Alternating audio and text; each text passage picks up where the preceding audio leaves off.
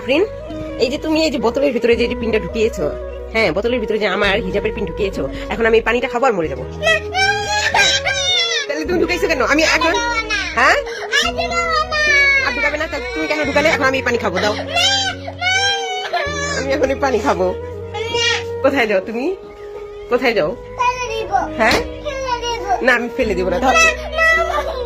তাহলে তুমি কেন ঢুকালে পানি? হ্যাঁ তাহলে তুমি কেন ঢুকাইছো বলো?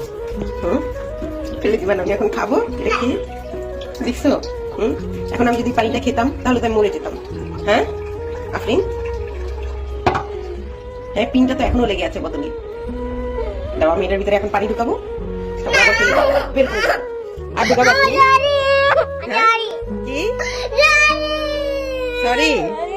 হ্যাঁ এখন আমি তো না বুঝে পানিটা যদি খেতাম তাহলে তো আমি মরে যেতাম। নাই